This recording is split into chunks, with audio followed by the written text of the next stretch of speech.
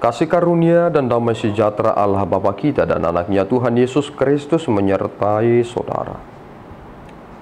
Amin.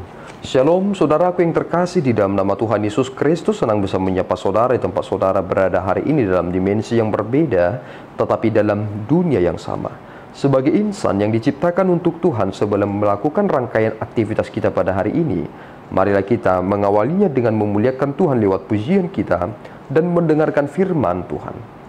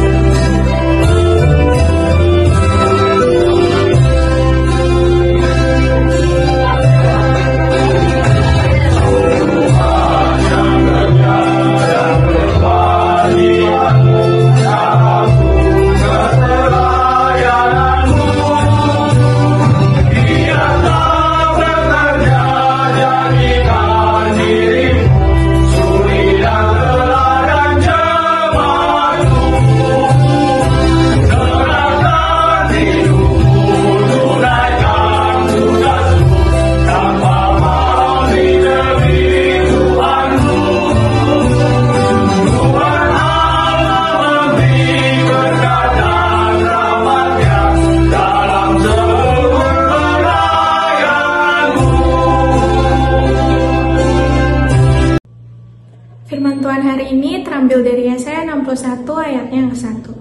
Roh Tuhan Allah ada padaku, oleh karena Tuhan telah mengurapi aku.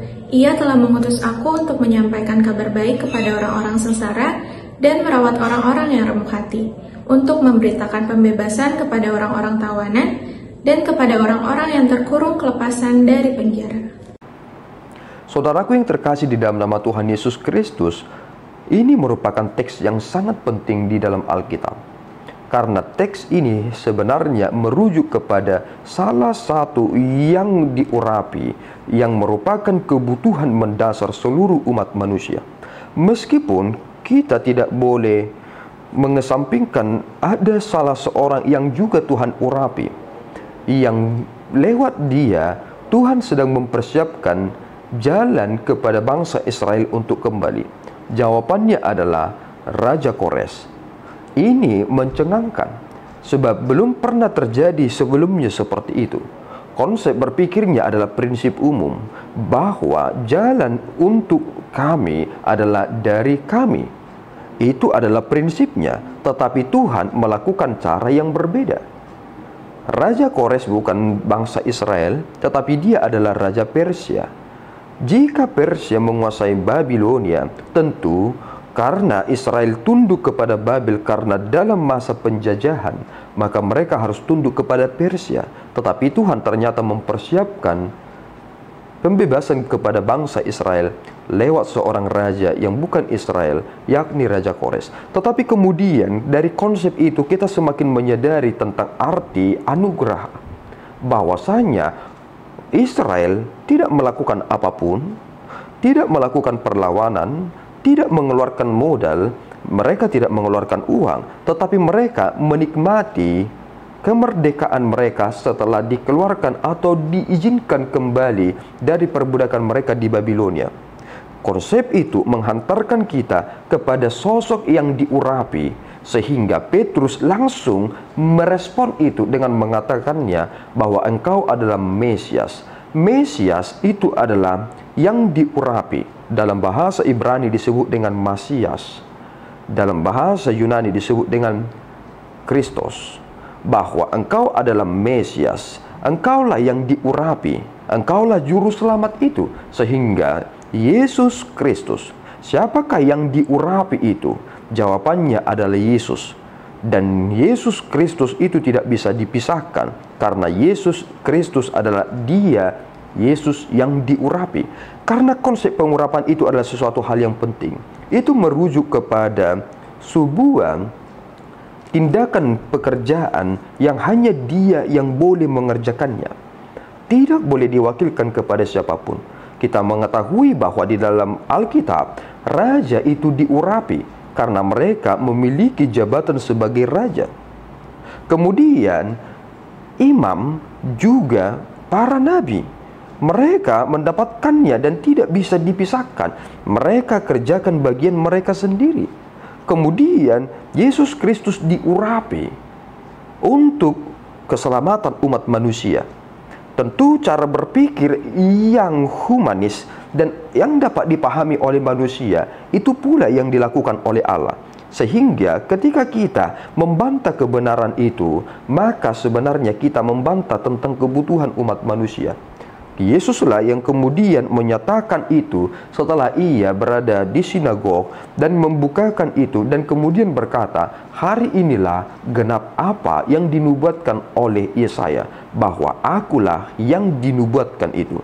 Itu adalah penegasan yang sangat penting, karena ternyata Yesuslah yang menggenapi apa yang dikatakan dalam Yesaya 61 ayat yang pertama ini. Ia telah mengutus aku untuk menyampaikan kabar baik. Konsep tentang evangelion atau kabar baik adalah tentang kematian dan kebangkitan Yesus Kristus. Kabar baik itu adalah sesuatu hal yang berdampak bagi saudara. Jika sesuatu kabar hanya berdampak bagi saya, itu bukan kabar baik. Karena kabar baik adalah dampak kepada seluruh umat manusia. Dampak apa dari kabar yang disampaikan Yesus Kristus? Kehidupan selama-lamanya. Bukankah itu kabar baik, saudaraku? Manusia berdosa hanya memiliki takdir mati dan binasa. Tetapi kedatangan Yesus Kristus mematahkan takdir itu. Kita bukan orang yang terkutuk, tetapi kita menjadi orang yang diselamatkan untuk perbuatan baik. Kita menjadi orang-orang yang dibebaskan dari belenggu itu. Dan kemudian kita mengetahui bahwa lewat kematian Yesus Kristuslah itu menjadi kabar baik bagi kita, karena kita telah dilepaskan dari belenggu itu. Sebenarnya kita selama ini terpenjara di dalam kemaksiatan dan dosa kita. Mengapa sulit kita untuk berbuat baik? Jawabannya adalah dosa menghalang-halangi kita untuk berbuat baik. Oleh karena itu, saudaraku, jika saudara telah berada di dalam Kristus, saudara harus meninggalkan manusia lama saudara. Saudara harus tancap gas untuk perbuatan baik saudara, karena saudara telah diselamatkan.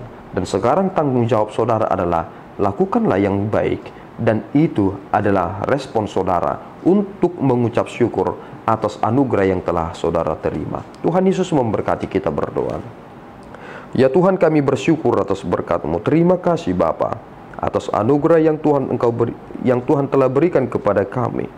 Engkau telah menyatakan apa yang disampaikan oleh hamba-Mu Yesaya, dan seluruhnya telah tergenapi di dalam Kristus. Kami telah menerima kabar baik itu, dan kami telah dibebaskan, dikeluarkan dari penjara yang tidak mungkin dapat kami boleh lolos daripadanya.